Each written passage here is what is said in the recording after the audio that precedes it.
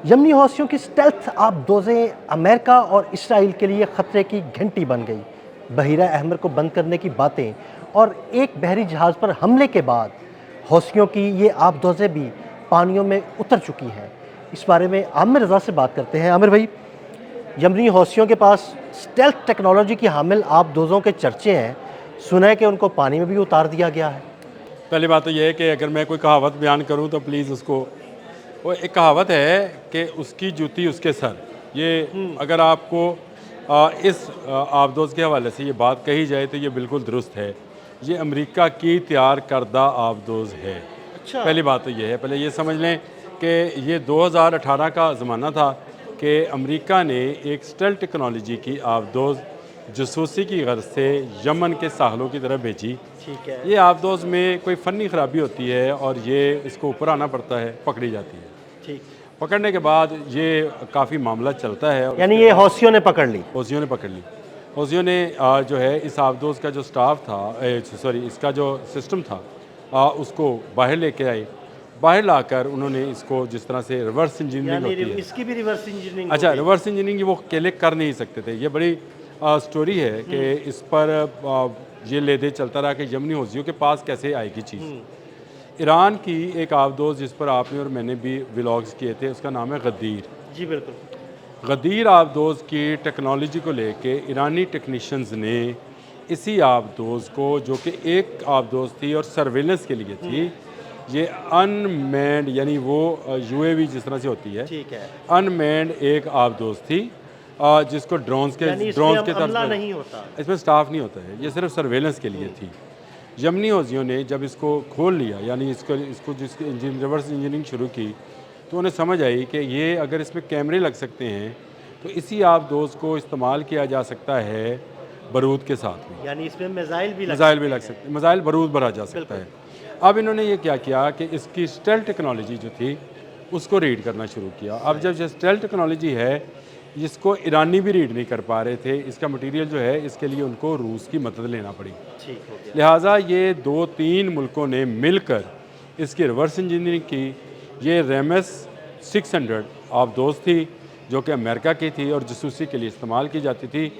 उसको मॉडिफाई करने के बाद हौसियों ने एक नई शक्ल दे दी। ठीक हो गया। अब ये 2 नामों से इस वक्त आपने हरमज़ में काम कर रही है ईरान के लिए, और यही आबदोज़ें जो हैं हौसियों के पास मौजूद हैं, और इसका जो नाम आबनाए उन्होंने बाबुल मंदब और बहीरा बहीरा अहमर में अहमर काम कर रही हैं। और इनका नाम उन्होंने रखा है अलकारिया। सही। अलकारिया, खड़खड़ाने वाली। अलकारिया। और ये कहते हैं कि अमेरिका की एक ऐसी टेक्नोलॉजी है कि दुनिया की साइलेंट तरीन आबदोज़ है, यानी इतनी खामोश है, इतनी खामोश है कि इसको पकड़ना मुश्किल है। अच्छा। इसीलिए यही इसकी स्टेल्थ टेक्नोलॉजी की असल बात है कि इसको कहते हैं कि इसकी ततरात जो है वो नहीं है बिल्कुल ही। अलकारिया मलकारिया ये कुरान पाक की वो सूरतें हैं, और ये हौज़ीज़ और ईरानी जो हैं ये अपनी जितनी वेपनरीज़ है उनके नाम भी इसी पे रखते हैं। तो अलकारिया को इन्होंने 2018 की ली हुई, 2024 में जाकर इन्होंने इसकी पहली जो है रूनुमाई की। सही। इन्होंने नया नाम दिया उसको, ये रेमस 600 किया। यहूदी अखबारों ने जो है इसके मुतल्लिक बहुत सारा लिखा और ये कहा कि ये टेक्नोलॉजी कहाँ से आई, कहाँ से नहीं आई। यहूदी अखबारों ने बहुत आवेला किया था। इस पर पेंटागन ने ये इस हद से इज़हार किया कि इसमें ईरान और रूस मददगार हैं। जो मैं जहाँ से मैंने ये बात ली है, आपको मैंने बताया कि इसकी स्टेल्थ टेक्नोलॉजी को पकड़ना, इसको दोबारा से रीबिल्ड करना, इसकी रिवर्स इंजीनियरिंग करना, अब ये बड़ी तादाद में हौज़ीज़ के पास भी हैं, और यही यूएवीज़ या अंडर वाटर इसको ड्रोन कहेंगे, कामाकाजी ड्रोन्स जो हैं, ये ईरान के पास भी हैं, आपने हरमज़ में है। तो ये एक बड़ा ख़तरा है, अमेरिका की जूती है और अमेरिका के ही सर है, मतलब वो कहावत हाँ, है। नहीं, आपने उस कहावत को बहुत बिल्कुल बेहतरीन तरीके से बयान तो ये एक ऐसी आबदोज़ है जो इस वक्त ख़तरा है। ख़तरा इसलिए है अमेरिका के लिए और यहाँ से गुजरने वाले जहाज़ों के लिए कि हौज़ीज़ ने इसको समुंदर में उतार दिया है। वो आपने जब एक लाइन मुझे भेजी तो मुझे बड़ा मज़ा आया इसमें कि उसको समुंदर में उतार दिया गया है। तो ये वाकई में इन्होंने इसको समुंदरों में उतार दिया है, और ये ड्रोन्स जो हैं अब कंट्रोल किए जा रहे हैं। और इसके बाद बाबुल मंदब में से अगर कोई तजारत के लिए बिला इजाज़त जाएगा। मैं ये पहले कह चुका हूँ कि आपने हरमज़ में टैक्स देना पड़ेगा ईरान को, और हौज़ीज़ आप बाबल मंदब में टैक्स लेंगे। इन ड्रोन्स के होते हुए, यानी ड्रोन्स और सबमरीन्स के होते हुए या आबदोज़ों के होते हुए कोई जहाज़ आज़ादाना नहीं गुजर पाएगा, चाहे वो जंगी नवीद का जहाज़ है, चाहे वो तजारती नवीद का जहाज़ है, ऑयल वेसल्स है, कोई जहाज़ भी इजाज़त के बगैर हौज़ियों के नहीं गुजर पाएगा। जो हौज़ियों को टैक्स देगा वो गुजर जाएगा। इसके लिए हौज़ीज़ जो हैं वो पूरी तैयारी कर चुके हैं, और जो बाबुल मंदब है बहीरा अहमर में, इसमें समझिए कि टोल प्लाज़ा अपनी आखिरी। बिल्कुल। अच्छा आमिर भाई, इन आबदोज़ों की एक और ख़ास बात है, वो ये है कि देखें, जब हौसी पहले किसी शिप पर हमला करते थे ना, तो बाकायदा मैन पावर की ज़रूरत पड़ती थी। किसी बोट पर वो आते थे, 6, 7, 8 लोग होते थे, मिसाइल फायर करते थे। ये आबदोज़ स्टेल्थ टेक्नोलॉजी की हामिल और बगैर किसी हमले के चलने वाली, यानी अब बगैर किसी हमले के एक चीज़ आएगी, मिसाइल फायर करेगी और आपको तबाह बर्बाद कर देगी। सबसे अहम चीज़ इसमें यह है कि ये लंबे अरसे तक पानी के अंदर रह सकती है, क्योंकि अमेरिका इनको जासूसी के लिए इस्तेमाल करता है और पूरी दुनिया में कर रहा होगा। इसमें कोई नहीं कि ये इनके हाथ में तो इत्तफाकन लगी, या कुदरत की तरफ से इसमें कोई ख़राबी आई तो ये इसको ऊपर आना पड़ा, जिससे ये पकड़ी गई।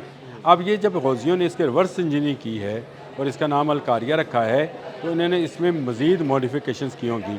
और जहाँ जहाँ पर मैं आपको ये बताऊँ, जहाँ जहाँ पर ये आबदोज़ें काम कर रही होंगी, चाहे वो नॉर्दर्न चाइनीज़ सी है या रशिया के इर्द गिर्द जो समंदर है उसमें है, वहाँ वहाँ पर ये पकड़ी गई होंगी। क्योंकि एक मरतबा आप इनकी स्टेल्थ टेक्नोलॉजी को ब्रेक कर लें तो फिर आसानी हो जाती है। और दूसरा, ईरान ने महारत के साथ रशिया को इसमें इन्वॉल्व किया। बड़ी टेक्नोलॉजी थी, एक सुपर पावर की टेक्नोलॉजी को अगर रिवर्स इंजीनियरिंग में भी लेकर जाना हो तो सुपर पावर ही लेकर जा सकती है। ये ऐसा मटेरियल होता है या ऐसा पेंट होता है जिसको ये आम हमारे जैसे ममालिक जो हैं, और अमेरिका की ज़्यादातर जो स्टेल्थ टेक्नोलॉजी है ना, वो पेंट बेस है। जिस तरह हाँ, F-35 की जब वो फ्लाई करके आता है तो दोबारा उस पर पेंट करना पड़ता है। ये B2 का भी यही है, इनको दोबारा से वो पेंट करना पड़ता है। इनका पेंट वो जो है उसकी स्टेल्थ ख़त्म हो जाती है, तो इनको दोबारा पेंट करना पड़ता है। ये एक मैं ये समझता हूँ कि हौज़ीज़ के लिए इस वक्त ये एक बड़ा हथियार है। हौज़ीज़ ने कोई इस मुल्क फ़तह नहीं करना है, हौज़ीज़ ने किसी मुल्क पर कब्ज़ा नहीं करना है। दिफा करना है। उन्होंने सिर्फ़ और सिर्फ बाबुल मंदब में, बहीरा अहमर में इन ड्रोन्स को छोड़ दिया है, इन ड्रोन्स नुमा सबमरीन्स को छोड़ दिया है, जो कि सर्विलेंस के लिए तैयार की गई थी। इनको कामाकाजी ड्रोन्स बना दिया गया है। ये जिस जहाज़ के साथ टकराएंगी वो जहाज़ दोबारा कभी सतह समुंदर पे आ नहीं सकेगा। ये छोटा सा एरिया है, इस एरिया में कोई बहुत बड़े कंट्रोल रूम्स की और उसकी ज़रूरत नहीं है। इनको बड़ी आसानी के साथ यूँ समझे कि किसी व्हीकल के अंदर भी, यानी मूवेबल प्रॉपर्टी के अंदर भी या इसका कंट्रोल रूम बनाया जा सकता है। ये इसकी सबसे बड़ी खूबी है। मतलब किसी शिप के अंदर या किसी बोट के अंदर इसका कंट्रोल रूम बनाएं और वहीं से इसको लॉन्च कर दें। और ये अब समुंदर के अंदर खामोशी के साथ रहेंगी उस वक्त तक जब तक हौज़ी चाहेंगे। ये खामोशी के साथ रहेंगी, लेकिन जैसे ही हौज़ियों को ज़रूरत पेश आएगी तो एक के बाद एक अलकारिया जो है वो टकरातेगी और खरखरा देगी दुश्मन के जहाज़ों को। और ये एक बड़ा ख़तरा उन आबदोज़ों के लिए भी होगा। ये भी याद रखिएगा, जो आबदोज़ें समंदर के अंदर जॉर्ज डब्ल्यू बुश बहरी बेड़े के साथ हैं। अभी मुझे इसके मुतालिक मज़ीद तफसीलात भी हासिल होंगी कि ये कितना सफ़र कर सकती हैं और कहाँ तक कंट्रोल की जा सकती हैं। क्या ये कोई ऐसी टेक्नोलॉजी है कि ये सैकड़ों मील सफ़र कर सकें और फिर जाके टकरा जाएँ, जिस तरह से ड्रोन्स अब बन गए हैं कि सोलर फ्यूल के साथ चलते हैं। इनका फ्यूलिंग और सिस्टम क्या है और इनके अंदर बारूद किस नौइयत का है। क्या ये जहाज़ जो हैं तमाम जहाज़ों को डुबो सकती हैं, या जो बहुत बड़े त्यारा बरदार जहाज़ हैं जैसे अब्राहम लिंकन है, जराल्ड है, जिनके नाम अभी हम आते हैं, उनमें ये कैसा है।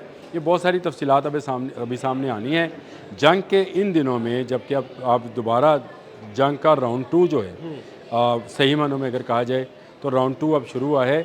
इन आबदोज़ों का समुंदर में उतर जाना मेरा ख्याल ईरान के लिए बहुत ज़्यादा फ़ायदेमंद है। और हौज़ी एक मुल्क की तरह से, यमन के हौज़ी जो हैं एक मुल्क की तरह से समझे कि ईरान के इत्तेहादी हैं, और उनकी आबदोज़ें जो हैं ये अगर ये बाबुल मंदब में ऑपरेटिव हो गई हैं तो इसका मतलब ये है कि अब जो मुल्क भी तिजारत करना चाहेगा, इधर से आपने हरमज़ से ईरान और इधर से जो है हौज़ीज़ जो हैं वो अपना टैक्स वसूल करेंगे। और ये टेक्नोलॉजी जो है मैं समझता हूँ कि ईरान ने भी कमाल किया है, ईरान के पास भी मौजूद है, अब हौज़ीज़ के पास भी मौजूद है। अमेरिका के लिए इन समुद्रों में से निकलना जो है ज़रा मज़ीद मुश्किल है। बहुत शुक्रिया आमिर भाई जी। बिल्कुल अल कारिया यानी खड़खड़ाने वाली जिस शिप से टकराएगी उसे तबाह व बर्बाद कर देगी। अदील अहमद और आमिर रज़ा को इजाज़त दीजिएगा। अल्लाह हाफ़िज़।